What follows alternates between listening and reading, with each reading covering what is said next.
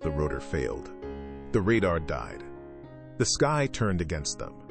7 elite soldiers, trapped in a jungle with no signal, no support, and no way out. Then she moved. Not a commander, not even listed on the mission briefing. Just a black woman with a wrench, a scarred notebook, and a memory stronger than steel. They called it mechanical failure. She called it familiar rhythm. Let's find out what happened when the living rotor answered the jungle's call. Welcome to Life Moral Tales, where true character creates true stories. In the low-hum dawn of a military airstrip deep in Panama, the sky was heavy with mist and tension. The UH-60 Blackhawk sat idle. Matte green, its blade still, its presence ominous. It waited not like a machine, but like something that knew it would soon be tested. 20 feet away, Nyasha stood still in her uniform, her name patched rigid and clean. Nyasha. She didn't look like she belonged. Not to the SEALs, not to the rhythm of the mission. Yet her presence wasn't accidental. She was the quiet redundancy, equipment support they called it. The backup for the backup. The one you bring not because you need them, but in case something small breaks that no one important wants to fix. And yet, she listened harder than anyone there. Her fingers brushed across the side panel of the Blackhawk. She crouched to examine the secondary gyro housing. It was warm. Not too warm, but enough. She tapped twice, listening to the frequency, the vibration. Her father taught her that trick. Back in Detroit, in their one-car garage, they couldn't afford fancy diagnostics. So he'd close his eyes, put one ear near the hood and say, "Listen to how it breathes. If it breathes wrong, it's already dying." He wasn't a licensed mechanic. He was a refugee. But every broken alternator, every fried fuse box he touched came back to life. And so did Nyasha, beside him, learning in silence. "Hey!" A sharp voice cut through her memory. She looked up to see Ramirez, the SEAL with the cocky walk and too perfect posture. He nodded at her, kneeling by the rotor. "You fixing the helicopter before we take off?" She didn't respond. He squinted. "Gotta admit, that's commitment." Then he walked off, chuckling. She exhaled slowly. She didn't need him to believe her. She just needed the rotor to. Today's mission was a full environment tactical drill. Deep jungle simulation with no GPS, no comms, no air support. Everything had to function as if real, even if it wasn't. For the SEALs, this was routine. For Nyasha, it was her first time up there. No simulation, no classroom, just steel, sky, and consequence. She loaded into the aircraft, sitting near the back, behind the fuel tank storage. From her pocket, she pulled out a small, beat-up notepad. Inside were sketched diagrams, rotor schematics, balance calculations, handwritten notes from her father's tool bench back home. And one page, marked with a star, gyro drift, pre-spin warning signs. She flipped to it, just to be sure. She'd felt something earlier, a 0.6 degrees vibration shift in the secondary unit, the kind of anomaly a machine will never announce unless someone's listening. She looked around the cabin. The SEALs joked quietly, running final gear checks. The pilot barked numbers into his mic. Nobody noticed her. That was fine. Nobody ever does until the machine fails. And that's when they always remember the mechanic. She tightened her harness, stared at the floor, and felt her pulse sinking with the helicopter's rising hum. Somewhere deep in her mind, her father's voice returned. Most people think flying is about control. But control means nothing if you don't know when the machine is scared. She closed her eyes and listened. The rotor was whispering something, but no one else could hear. Before we go any further, comment where in the world you're watching from, and don't forget to subscribe. Tomorrow's story? It just might save a life. The Black Hawk cut through the sky like a sharpened blade. Below it, a sea of green swayed with every gust of humid wind. The jungle, wide and ancient, held no loyalty. It swallowed birds, branches, and men without remorse. But up here, in the quiet hum of controlled flight, the world still felt manageable. Inside the helicopter, the SEALs sat locked in, eyes forward, hands steady.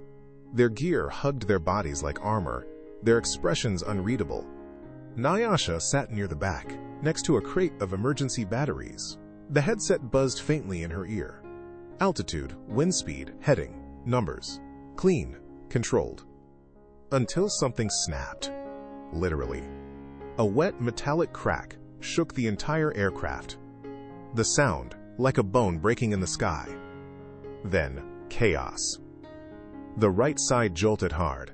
One soldier slammed against the bulkhead. Alarms lit up. Red, yellow, blinking in no rhythm. Outside, feathers whipped past the side window, some stuck to the fuselage like bloodied confetti. "Bird strike!" the pilot shouted. "Starboard rotor compromised!" The co-pilot screamed over the headset. "Gyro drift! No stabilization!" The aircraft tilted. Nyasha felt gravity betray her as she leaned against the seatbelt, trying to stay upright. She reached for the diagnostic panel, instinctively, but pulled back. She wasn't crew.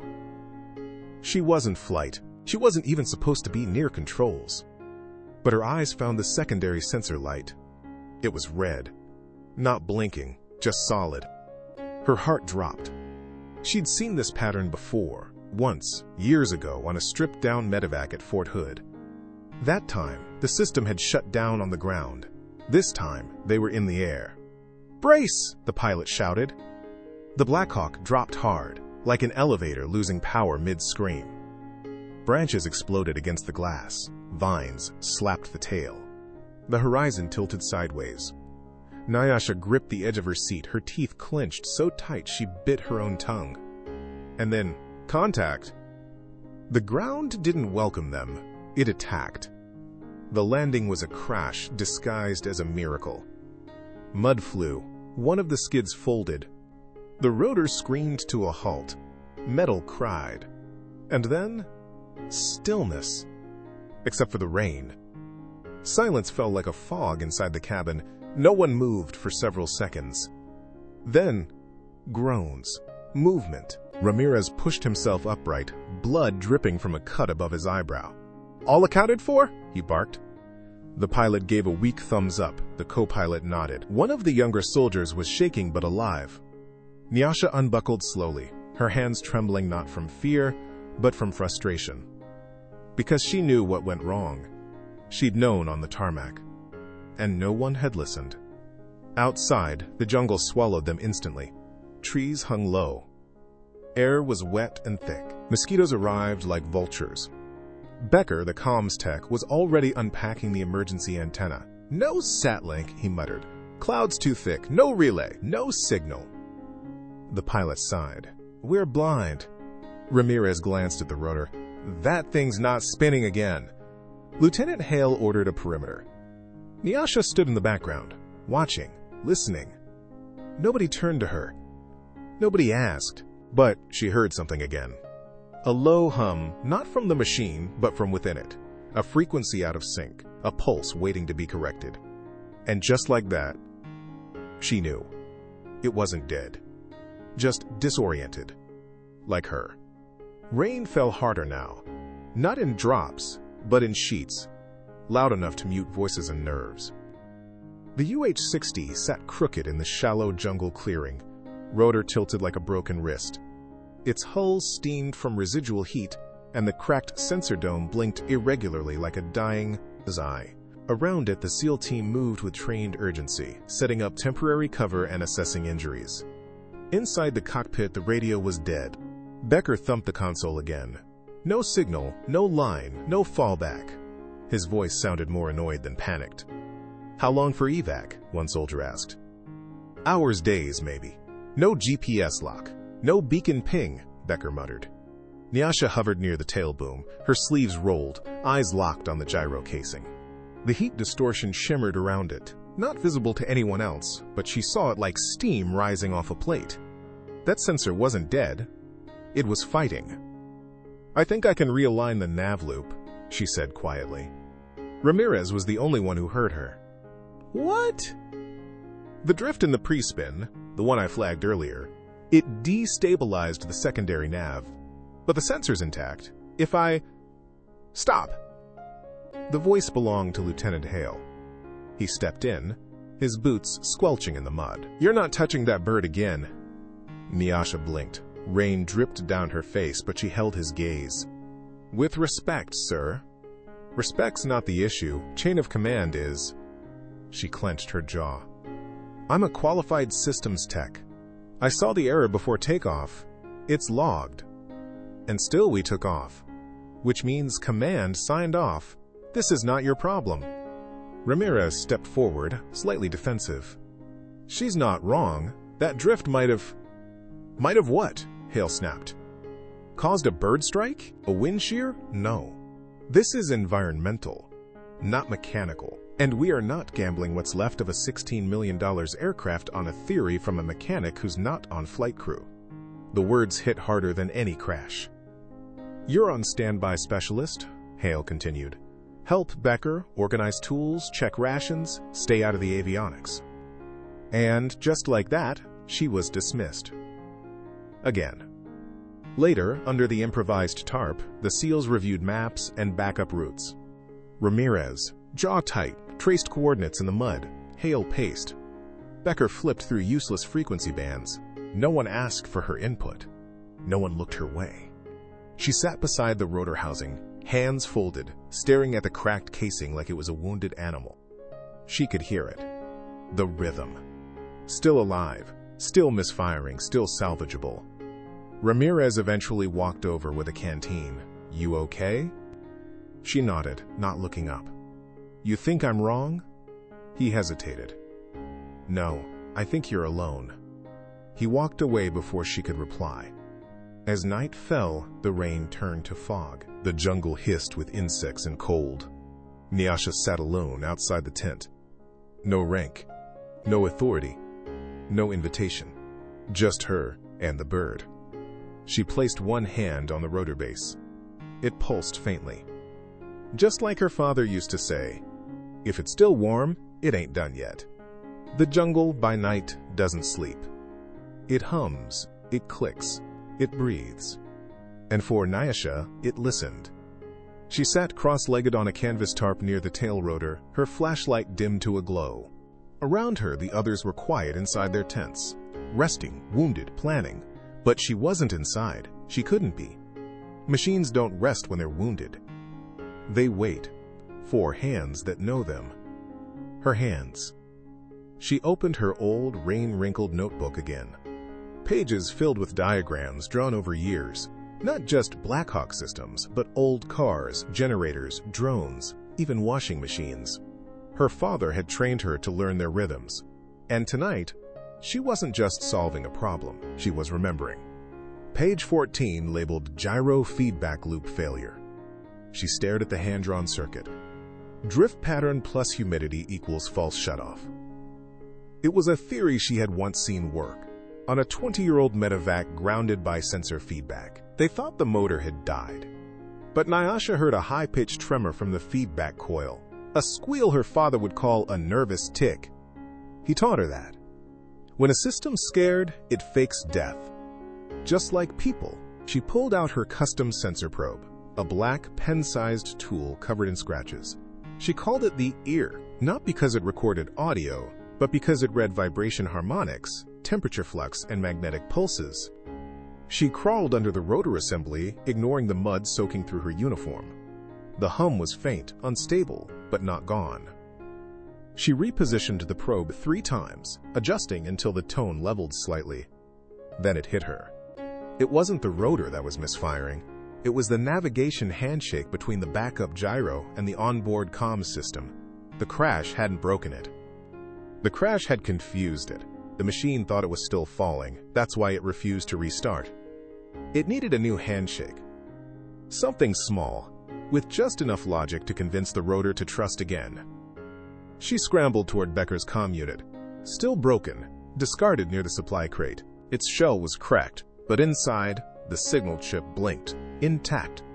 She pried it loose with her multi-tool, stripped the ends, crossed 2 copper leads and got a steady green pulse. She grinned. Wide, private. Still alive, she whispered. Rain began again. She moved to her toolkit, pulling out spare wires, shrink wrap, heat tape, and as grounding her dog tag. Why the tag? Because it was pure, stamped metal, uncoated, constant. And sometimes the only way to reconnect with something lost is to give it something personal. She laid out her plan in 6 steps. 1. Rewire the comm chip through the backup port. 2. Bridge the sensor loop to the gyro override. 3. Shield the connector with heat tape. 4. Use dog tag to ground interference. 5. Trigger manual restart from diagnostic panel. 6. Pray it didn't explode. 7. She began to work. Slow, focused. Each wire wrapped precisely. Every seal double-checked. She didn't blink, didn't speak. In her mind, she was 12 years old again, next to her father in the freezing garage in Detroit, rewiring a 1987 Volvo ignition system because no one else in the neighborhood could afford a new one. He didn't tell her how to do it. He just handed her the tools. Machines aren't puzzles, he said. They're people with patterns. It took an hour. When it was done, she backed away. She didn't test it yet. She waited, staring at the Black Hawk like it might breathe on its own. Behind her, leaves rustled. She turned. Ramirez. He had been watching the whole time. He said nothing at first, then, calmly, "That from the comm chip?" She nodded. "You grounded it with dog tag." He chuckled, not mockingly, almost in disbelief. Then said the words she didn't expect. "Try it." The air was thicker now. The rain had stopped, but the clouds hung low, swollen with more threats. The storm wasn't over. It was just waiting for them to fail again. Nyasha stood in front of the Black Hawk's access panel. Her heart beat in quiet sync with the hum she hoped she'd rebuilt. The makeshift override chip was wired in. The dog tag sparkled faintly under the floodlight, now secured to a grounding port like it had always belonged there. She stared at it for a moment. Not with fear, with focus. Behind her, Ramirez crossed his arms. "You know you're gambling, right?" She didn't look back. "No, I'm listening." "Listening to what? Nothing's running." "Exactly." She crouched, fingers moving across the panel, checked every connection, heat-wrapped the final splice, secured the comm chip into the override socket. Then stood up, exhaled slowly and said, "Rotor realignment, manual override in 5. In the tree line, Lieutenant Hale emerged. "What the hell are you doing?" Ramirez didn't flinch. "She's fixing it. She's breaking protocol. She's the reason we're not buried under jungle mud right now. She's not flight certified." Nyasha turned, quiet, calm. "Neither is the rotor, but it's ready." Hale hesitated, then pointed at the bird. "You blow that thing, and Command'll have your badge, her badge, and mine." "We won't blow it," Ramirez said. "We'll fly it." "Says who?" "Says her." Nyasha stepped to the ignition panel, pulled her diagnostic probe, inserted the custom key she'd carved from the spare fuse box. Manual gyro calibration, confirmed. Sensor drift, bypassed. Power loop, synced. Final button, restart. She paused. The air stilled, as if the jungle was watching. Then, click! The Black Hawk whined. A long, low moan. Then, a pulse, like a single heartbeat. Then, another. And then, rotation. Slow. Then, steady. Then, climbing. The rotor blades didn't roar, they sighed. A slow, rising rhythm. A breath long held, now finally released. Inside the cockpit, lights flickered to life. Altimeter reset. Navigation screen blinked. Becker muttered, "That's not possible." Nyasha turned to him. "Machines don't lie." She stepped back. Ramirez gave her a nod. "Told you she became the rotor." "That's not how machines work," Hale said, but his voice was softer now. Less certain. She said nothing. In the next 10 minutes, the SEALs packed up. Water bottles, maps, medkits. Nobody asked how she did it. They didn't need to. They'd seen her on her knees, soaked in mud, reprogramming salvation with a soldering iron in memory. As they climbed aboard, the storm returned. Lightning cracked above the trees. The rotor spun harder, faster, and not one soldier hesitated to step on board. Nyasha climbed in last, her hands still shaking from precision. Becker stared at her, still stunned. What do we even call that? She wiped her palms on her fatigues. Call it remembering how to listen. From the front, the pilot's voice crackled. System reads green. Can't believe I'm saying this, but we're taking off. No one cheered. No one said good job. Because in moments like these, celebration feels like weakness. They simply lifted, and the jungle didn't resist. The rotor whined into full spin, screaming against gravity as if daring it to try again. From the jungle floor, the Black Hawk's silhouette blurred into the swirling mist. Trees bent, leaves exploded into the air, and a deafening rhythm overtook everything. The sound of a machine reborn. Inside, Nyasha strapped in behind the cockpit, her hands still gloved in grease. She sat still, expression neutral, but in her chest her pulse thudded just like the rotor, deliberate, certain, unstoppable. System nominal, the pilot said, disbelieving. Gyros stable. Nav drift corrected. Altimeter reset. We're green. Ramirez leaned toward the window and muttered, half to himself. Damn, she really woke it. The helicopter lifted slowly. Not smooth, not proud, but alive. They rose above the tree line, past the canopy of tangled branches and humid air, climbing toward a sky that hadn't cleared but no longer pushed back. Lightning cracked somewhere east, clouds circled, rain waited like a beast denied its prey. But the Black Hawk didn't hesitate. It flew. Inside, no one spoke for the first minute. Even the SEALs, trained to operate in chaos, stared forward in silence, because they all knew what it took to bring this bird back from the dead. And it wasn't command. It wasn't protocol. It wasn't a checklist. It was her. Lieutenant Hale finally broke the silence. He didn't turn around, just said, loud enough for all to hear, "That override wasn't in the manual." Nyasha answered without hesitation. Neither was the crash. The storm rumbled behind them now, trees faded into fog. The jungle was quiet again, not in peace, but in defeat. They had escaped something ancient, something wild, and they hadn't done it with weapons. They'd done it with memory. At cruising altitude, Nyasha rested her head back. For the first time in hours, she let herself blink. Her hands were sore, cut in 3 places, and her back ached from crouching in the mud. But her mind was sharp. She thought of her father in that cold Detroit garage, holding a broken carburetor like it was a wounded bird. "You don't fix things," he once said. "You convince them to work with you again." Machines didn't fear failure, they feared abandonment. And so did people. As they approached base, the radio crackled alive. "Echo 5 to 7, do you read? You're off schedule." "Echo 5 to 7 copies," the pilot said, still staring at his instruments like they might disappear. "We had a systems failure. Restart successful. Returning with full team." "Affirmative. Confirm pilot command?" There was a pause. Then the pilot said, "Officially, me. Unofficially, the mechanic." The control tower fell silent for 2 seconds, then responded, "Welcome home, mechanic." When the Black Hawk touched down, the rotor slowed, still warm with memory. Crew dismounted. The SEALs wordlessly carried their gear. Nobody gave speeches. But every man turned to look at Nyasha. Not a salute. Not a smile. Just a nod. From soldier to soldier. Recognition. They didn't throw a ceremony. There were no commendations. No surprise salutes. No headlines. At the base, it was business as usual. The storm was logged. The flight deviation marked anomaly. And the UH-60 was assigned for mechanical inspection, even though it had just flown through hell and back.